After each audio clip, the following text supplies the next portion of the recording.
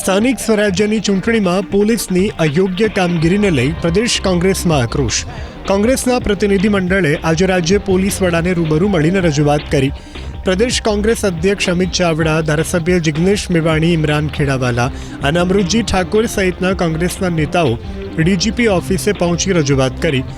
અમિત ચાવડાએ આરોપ લગાવ્યો કે સ્થાનિક સ્વરાજ્યની ચૂંટણીમાં પોલીસ વિભાગના અધિકારીઓ અને કર્મચારીઓએ ભાજપના કાર્યકર્તાઓની જેમ કામ કર્યું. ચૂંટણી પરિણામો બાદ જ્યાં પણ કોંગ્રેસની બહુમતી છે ત્યાં કોંગ્રેસના પ્રતિનિધિઓને ડરાવવા અને ધમકાવવામાં આવ્યા છે.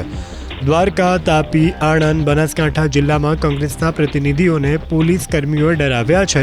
સાથે જ વડોદરાના કોંગ્રેસના કોર્પોરેટર આશિષ જોશી પર ખોટો કેસ કરવામાં આવ્યો હોવાનો પણ અમિત ચાવડાએ આરોપ લગાવ્યો.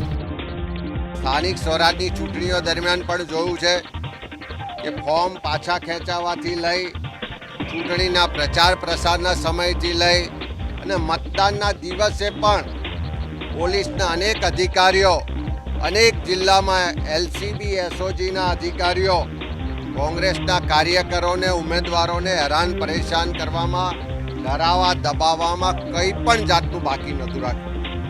ચૂંટણી પતી ગઈ, પરિણામો આવી ગયા અને આજે પણ જ્યાં જ્યાં કોંગ્રેસ પક્ષની બહુમતી છે એવા તાલુકાઓમાં ભાજપના નેતાઓના ઇશારે કોંગ્રેસના ચૂંટાયેલા સભ્યોને ડરાવવા દબાવવાનો પ્રયત્ન પોલીસ અધિકારીઓ અને એના કર્મચારીઓ દ્વારા થઈ રહ્યો છે.